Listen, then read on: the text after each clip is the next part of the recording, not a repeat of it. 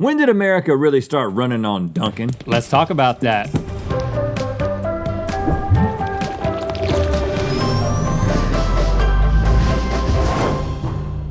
Good mythical morning. In 2019, Dunkin' Donuts ceased to exist.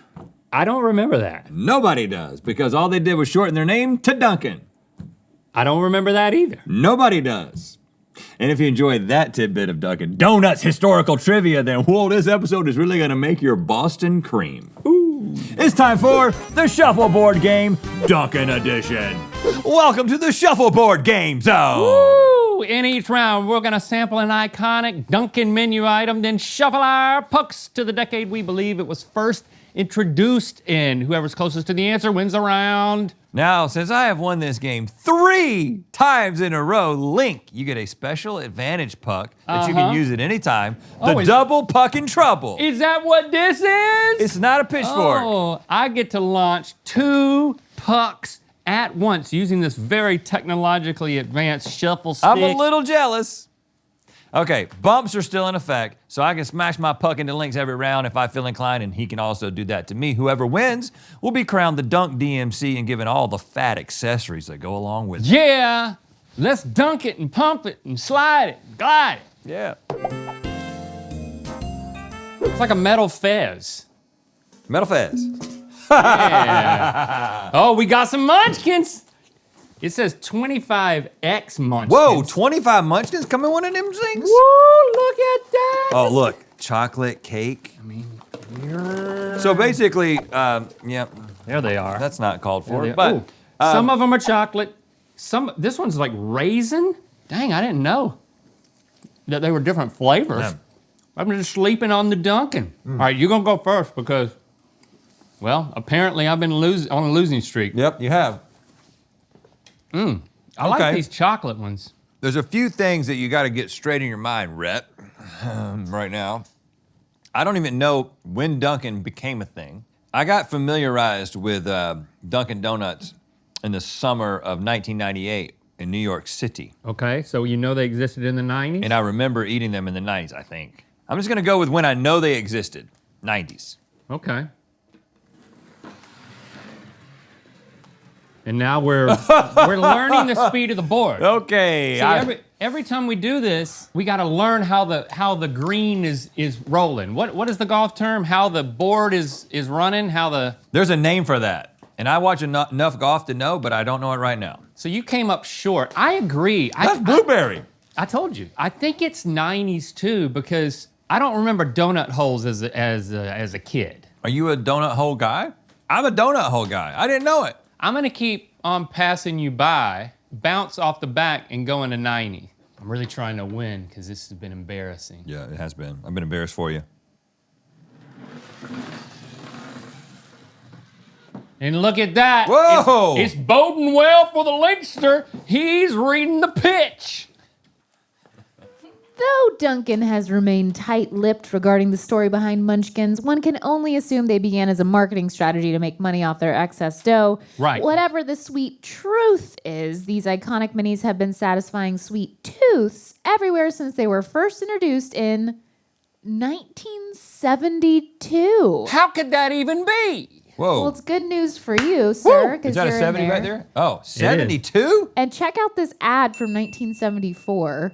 You can see that they were advertising Munchkins to kids. Kids and new Dunkin' Munchkins were made for each other. Well, I don't know about that. I mean, that's quite a statement. Flip it once. This. It didn't land right on the sandwiches.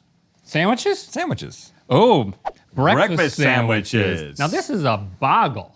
You're guessing like the general breakfast sandwich. So Okay. they have, but this one just happens to be a bagel breakfast sandwich. I just ate the middle of it. You go first, my friend. I was just trying to chew that bagel, man. I'm having a good breakfast.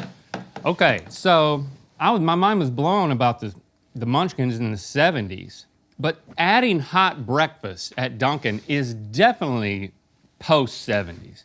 So is this the 90s or is this the 2000s? That's what I'm debating. I'm gonna go with 2000. Maybe you disagree with me. Nice placement. Yeah, look at, I've got the touch. Nice placement. I've got the touch.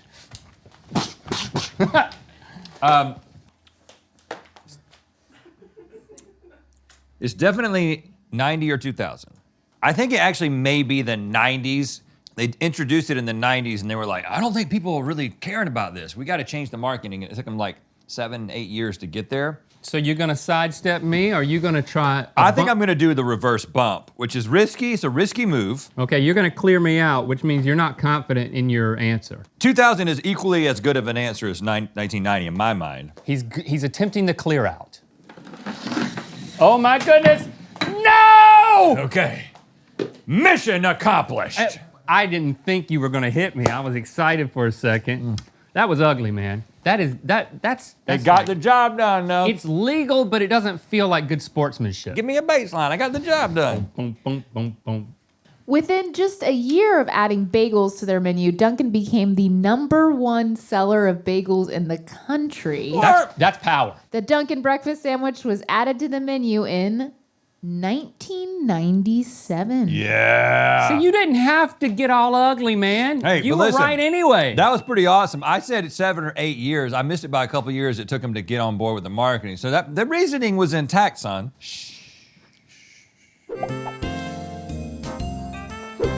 Clip. Yes, there you go. Okay. Nice. Strawberry frosted donut. With rainbow sprinkles? Sprinkles. Y'all didn't have to. Okay, this is a very specific round here. I've never once selected this donut. I'm not a strawberry flavored guy. Me not so much either. I like plain, I like frosted. And eating it confirms that I'm not a strawberry guy. I mean, it doesn't taste bad. It's just, you know, there's so many choices. You won the last round? Now that we're tied, and you lost last time, 3 times in a row, I go first again. But it takes a while for you to get to this level of experimentation, where you're like, strawberry and rainbow sprinkles? This is a time in America where rules were being cast aside, where the constructs of traditional understandings of things were being cast aside. This is free love. This is throuple time. This is the 60s. Really? Yeah. The same time people are like, we can put strawberries and rainbow sprinkles on a donut is the same time people are like, we can just be 3 people together in a relationship. Sprinkle our lives with all types of new experiences. 60s, brother. It's slow moving. That is a dud. I got Of a kind slide. of close. No need for me to use my double-licious over there. See, I was thinking it could be the 80s. You know, it's got that like pizzazz, that pop of the 80s. What do you think about the throuple argument, though? I don't care for it. Oh, okay. So what are you gonna do? I want to be where you are by just pushing you further away from the pyramid. There's I no wanna way be- this is the 40s. I want to be where the people are. So what I'm gonna do is I'm gonna go way over here and I'm just gonna nudge you out. Just a little side nudge? Just a little side nudge. This might be the first side nudge. And I'm going to nestle myself in between the 80s and the 60s. This might be the first side nudge in Nestle. And I gotta go light. History in the making.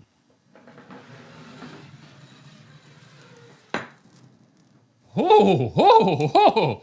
Man, so you're closer to the 60s now. I now am closer to the 60s, so I'm actually closer to my intended answer. Okay, crap.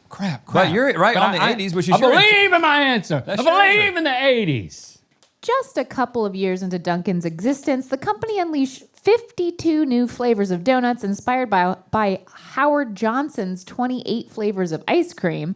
This particular donut was one of these flavors and has managed to not stick good. around ever since its debut in 1955. Oh, it's 55. Okay. So we learned a little bit about when Dunkin' may have happened. She said Yeah. just a couple of years into it. Yeah, It depends yeah. on Stevie's definition of That's couple. right. All right, you know what? I'll take that point. Woo! Whew. Drum roll, please. Hey, we've got a TV show on Food Network and Discovery Plus. It's called Inside Eats with Rhett and Link. That's us. where we get behind-the-scenes access to your favorite food brands and restaurants. Episode 1 premieres this Sunday, April 24th, 2022 at 10:30 p.m. Yeah, in the first episode, we go to Chipotle's headquarters and we explore the question, what does your order say about you? I don't ever really make the same exact choice, and I just don't know if I'm making incorrect decisions. So I'm really interested in your official culinary opinion about what actually goes together. It depends. Let's just say you want white rice. The white rice is a little bit softer on the chew when you compare it to, say, the brown rice, which is nuttier, earthier. Softer on the chew. Right? Softer on the cheek. Softer on the chew. At first, we thought your order was just about random things, like which sauce would blend in if you dropped a bite onto your shirt. But approaching it with how relatively soft or hard the chew is, well, that's a whole new world. I actually personally recommend a firmer bean, right? So I go with the black bean. The black bean is a little bit smaller than the pinto. correct choice once you've made a previous choice. The white rice is softer on the chew. hard bean. That's the way I do it. Stream it on Discovery Plus with bonus footage. Inside Eats with Rhett and Link this Sunday at 10:30 p.m. Food Network and Discovery Plus. Sometimes you keep it simple. Dunkachino? A blend of coffee and hot chocolate. What? I didn't You know. can do that? Cheers. I didn't know that was a thing. Whoa, good Lord. That's sweet. Well, if it's coffee, it's sweet, but if it's hot chocolate, it's a little caffeinated. It's a little too sweet for me. I think there's maybe some like sugar syrup It's like in there. the Arnold Palmer of the dark brown liquid world. Yeah, exactly what I was thinking. Link, you're up 2-1. Crap. That means you gotta go first, friend. Dunkachino. See, now I'm going first this round. Let me think about this. Now here's the because And if I use this, you can't bump me. You can't bump me in the last round during the bump fest. If you're going second, if I win this round, it's tied, which means I then have to go first. no, then I go first because Yes. no. Yes. The person who lost the game, we don't have to consult the scroll. I think I got it in here. The person who lost last time, if you're tied, they go first going into the last round because they have a slight advantage because you can't bump. So what you could do is you could plan on being tied going into the last round, and then you could, because you lost last time, you could place 2 pucks, and I have to find my answer without bumping you, which would be interesting. Or you could do it now and make it difficult for me to get on the answer, but I could bump your 2 pucks if you go first now. But not in the last round. You're going first in the last round regardless. Yes, so since I go first regardless, in the next round, It'll make my job more it'll difficult make because your I job can't more bump you. hard. So yeah, I don't want to do this yet. Maybe I shouldn't have explained that. Dunkachino. So coffee had to be there from the beginning. Hot chocolate had to be there from the beginning. So right under their noses was a Dunkachino for decades. I've never even heard of it. Is it a marketing thing? Is it a marketing thing? Like something that, like an internet marketing thing. I think this is 2010. I'm going for the middle of the board though.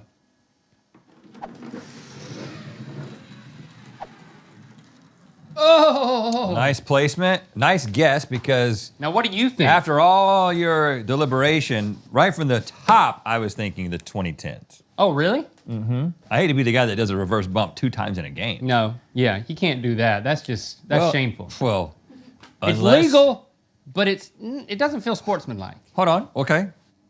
If you would like to add that rule to the scroll, No, that it's not a rule. if you're not willing to add the rule to the scroll, It's- I'm gonna do it. Just so you know. It's really, I don't want to make a rule. There's no need to make a rule. This is about what type of person you want to be. Oh, I'm a person that does whatever he can to win. Come on, man. Just do it. Okay. It seems that Red is doing the unsportsmanlike move of a double reverse bump. Double reverse bump. You missed me. Oh, no, you didn't. But that was a light one. It's anybody's game. You're closer to 2010, though. Well, we might have to get the measuring tape out for that. I don't know. I might be a little bit closer. Let's find out. That might not be the right answer. It might be 2000. When Dunkin' combined their hot chocolate with their signature hot coffee to create the Dunkachino, it had the one and only Al Pacino more enthusiastic than ever before in this commercial. Oh, Something's brewing at D&D. what year is this? Wow! Al Pacino! It's not Al anymore. It's Dunk. He did this? Dunkachino? Don't mind if I do. I think that could be 2020. No, he's older. He's younger. I think 90s maybe. Well, okay, so to clarify, it's a commercial, but it's actually a commercial in a movie. It's from 2011's Adam Sandler movie, Jack and Jill. 2011. But this hot chocolate coffee combo actually came to fruition in 2000. 2000. Oh, 2000. Okay. All right, so you're on it. You won the round, and we're tied up. Woo! You want to So catch? let's do it with the power of our minds. Okay. Oh, not gonna happen.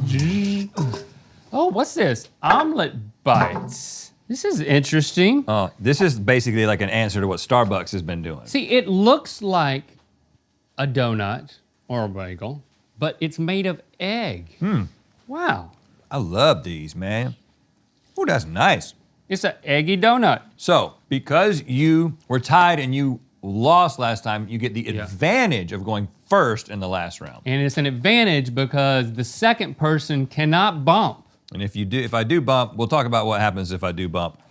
And this is especially and I get another difficult. advantage. Yeah. I get a second freaking golden puck.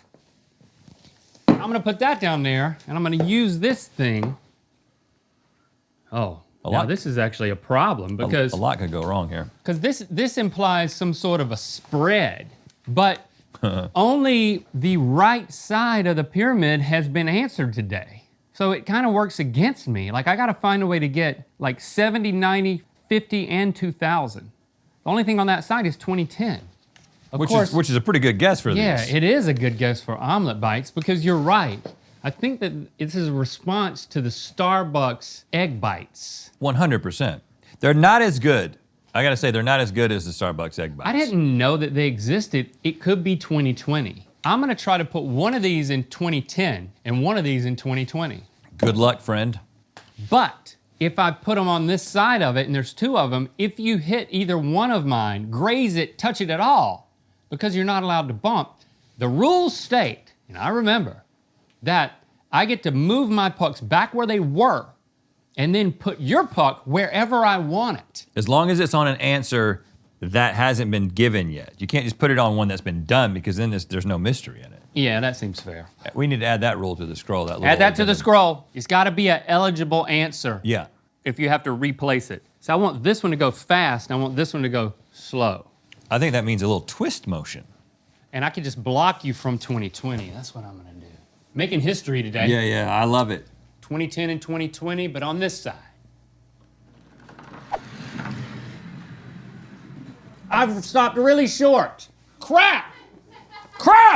I hate it! I got so nervous. You didn't adjust for the weight of. This is heavier. There's two of them. I didn't push hard enough. I lost my touch. You didn't push hard enough. Dang. Oh, crap. Okay, wow. This is really mine to lose at this point. Crap. Because. Nobody wins. 2010. Let me do it again, man. No, yeah, hey, man. Let me do it again, man. I can't let you do it again because I've got to thread the needle, man. I've got to go around these two That's pucks. easy. It's easy to go around. It might not be. Because listen, if it's 2010, which 2010 is what I have to go for at this point, if I go too far, you might end up being closer. I want to lose so that next time we play this, I can try again with the double. See, I had to land on 2010 to be closer to 2010 and 2020.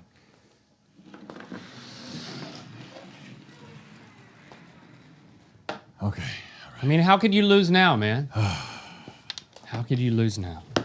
For those egg-loving, hungry for protein power folks, Dunkin's Omelet Bites are sous vide egg bites made with tomato, spinach, and a 4-cheese blend, and they debuted in 2022. 2022, brand It's so new. fresh.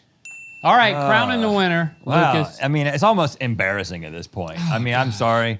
4 in a so row. It's like I didn't really want this. You know what? I'll be back. I didn't even really want this. I will be back, and I'm bringing my double shuffleupagus with me, These and are gold. I'm gonna do you right next time. I promise. Gold. Taste toxic. Thanks for subscribing and clicking that bell. You know what time it is. I'm Erin, And I'm William, and we're in the Bahamas on our honeymoon. playing shuffleboard. and it's time to spin the wheel of mythicality. I don't think that's a regulation board. It's got triangles at both ends. I didn't have time for shuffleboard on my honeymoon. Uh-oh. Click the You know what I'm top saying? link to watch us discover the best kind of donut to dunk in hot coffee and good mythical more. And to find out where the wheel of mythicality is gonna land. Be sure to watch the premiere of Inside East with Rhett and Link this Sunday at 10:30 p.m. on Food Network, and for even more bonus footage, check it out on Discovery Plus.